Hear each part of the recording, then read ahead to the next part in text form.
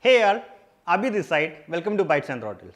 In this video, I am going to tell you how to choose a right dash cam. So, what made me to make this video is like in WhatsApp group or even in Facebook groups, the more people started discussing about a dash cam, which means like more people go to know about the actual use of a dash cam. Our market is wide and open and we are blessed with too many options, and believe me, if you are not choosing the right dash cam means it will be just like a showpiece on our car dashboard, and it is not going to help us on our right time or right situation. And here I am not going to specifically talking about any brands, but I am pointing out some major features that has to be considered while purchasing a dash cam, and at the end of this video you will get an idea about how to choose a right dash cam. So, without wasting the time, let us get into the points. So, point number 1 is about the video quality. So, in market we have a dash cam that comes from 720p to 4K resolution dash cams are available, and here we need to consider one which minimum it will support 1080p full HD one. So, this feature will help like when we need to zoom the video for a person's number plate or the person's face or a vehicle's number plate, that time this feature will help us, because like even if it is a 720p or a lower resolution one means when we are zooming out it will be pixelate and we can't see the actual number plate of the vehicle or the person's face. So, point number 2 is about the field of view. For a layman understanding, field of view is something like the wide angle view, like what we get in a mobile phone and everything, no? Same thing. So, the field of view should be more than or equal to 130 to 160 degree, which means like when we are fixing this dash cam in the center of our car windshield. So, what happens means it should cover at least the edges of the car's A pillar or the front edges of the bumper, which means like when we are driving the car we will get the clear footage from the both the edges of the car or both the edges of the roadsides. So, point number 3 is night vision. We used to drive in both day and night, right? So, whatever the time it may be, it should record crisp and clear. For that we need to select a dash cam which has the aperture rate or f-stop should be between f1.8 to f2.0. Usually while purchasing a DSLR lenses, we used to consider this aperture rate, and it is a big theory behind it. So, for our understanding we need to consider something a dash cam which has the aperture rate between f1.8 to f2.0. So, what happen means the aperture rate, which means the camera lens aperture rate will be bigger or wider enough. So, it will take the more light inside to the sensor and it will digitally process and enhance and give the better footage outside. So, while considering a dash cam, just check about what is the f-stop or what is the aperture rate of the dash cam, and it should be between f1.8 or f2.0.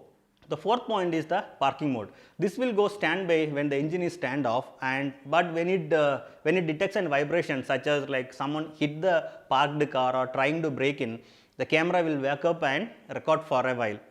So, this can be done with the help of an inbuilt battery or a battery capacitor, or directly connecting the dash cam to the battery, or with the help of an hardware kit. So, the battery or capacitor directly connected to the battery or with the help of the hardware kit, the three points has the merits and the demerits. Nowadays most modern dash cams comes with a capacitor or even with battery. And see, if the dash cam doesn't have the battery or capacitor, we may need to connect the dash cam directly to the car battery. So, what happen means this dash camera will record 24/7 without stopping, and this leads to drain the car battery. So, to overcome that, they use hardware kit, and the hardware kit duty is to retain some energy in the car battery, so that we can able to crank the vehicle. So, what happens means hardware kit cut off the power supply from the battery to the dash camera and leave some energy in the car battery to crank the vehicle. So, the fifth point is about the motion detection. So, this is something like after any movement, after parking, any movement happen in front of our car, it will get activate and it will get record. See, for example, like this feature will help to find the culprit who used to scratch our car at the parking place. And don't confuse between the parking mode and the motion detection. See, parking mode is something like after parking the car, if somebody hit or somebody try to brake the car, it will start recording. And the motion detection is something like if anybody is moving in front of the car, like where we fix the camera, and if anybody is moving in front of the camera means it will start recording. So like whoever passes nearby our car, this camera will wake up and start record, and it will go to the sleep mode. So the sixth point is about the loop recording or the cyclic recording. So this will help to delete the very old files to record the current data. It will work something like how a CCTV working. And for example, I will tell you, like, see, it will record like the 10 days file, and on the 11th day, this will go and overwrite on top of the first day, and 12th day it will go and overwrite the second day footage, and it goes on. So whenever we are almost nowadays every dashcam comes with this particular cyclic recording. So no other go, but kindly check like this particular feature is available in it or not.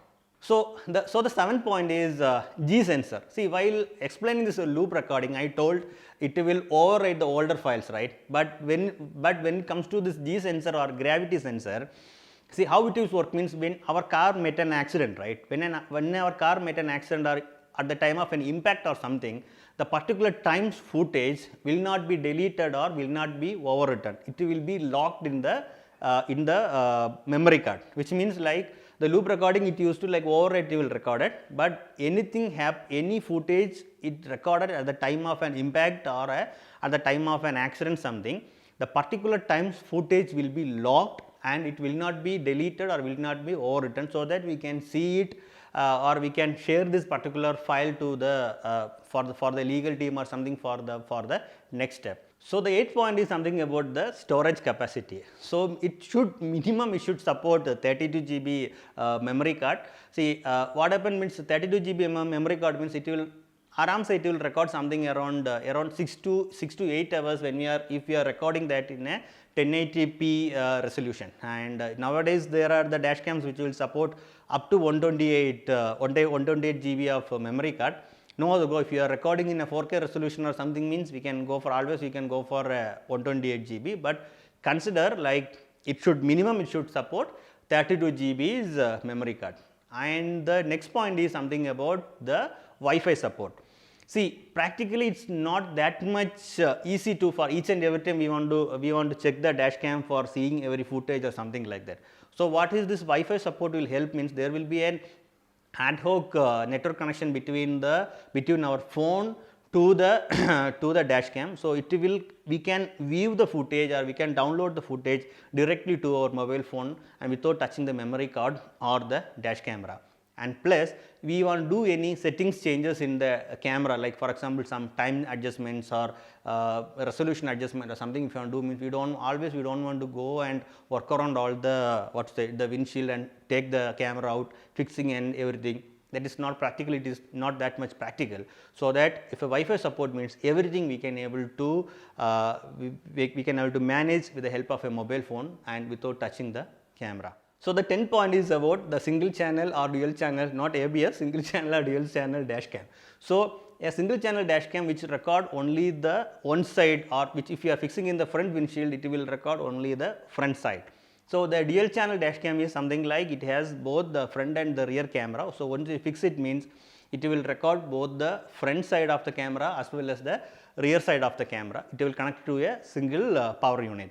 And personally I will prefer a dual channel dash cams, which means like with a single memory card and a single power channel, it will record both the front and back side. But personally I connected two individual dash cams, one in front windshield and another one in the rear side, so that it will record both front and rear side. For that I needed two different memory card and two different power supply. But that's the thing, like, but personally I would prefer for a dual channel dash cam, and if you have an option for buying a dual channel dash cam, kindly go with that. So the 11th point is about the heat tolerance. See, we need a dash cam that can withstand at the high temperature. See, continuously exposure to the harsh temperature that may cause the battery leakage or battery bulge or some electronic malfunction.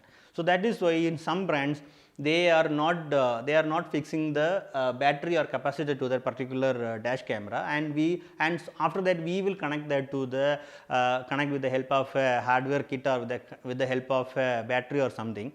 And what happen means, see, when we are parking the car in an open space and it directly exposure of a sunlight will be there. So, of course, our car temperature will get increased, and this camera is also recording, and the camera temperature also will get increased, and it will go to a negativity. So, we need to consider a dash camera. So, this is something like a very important or very major point we need to consider. When we are considering a camera, it should be withstand with the high tolerate temperature, and if kindly check about this particular point. If you can't find such a feature or anything, means kindly avoid the dash cam. So, the final point is about the battery versus capacitor, because nowadays the dash cams are comes with the battery and some dash cams are comes with the capacitor.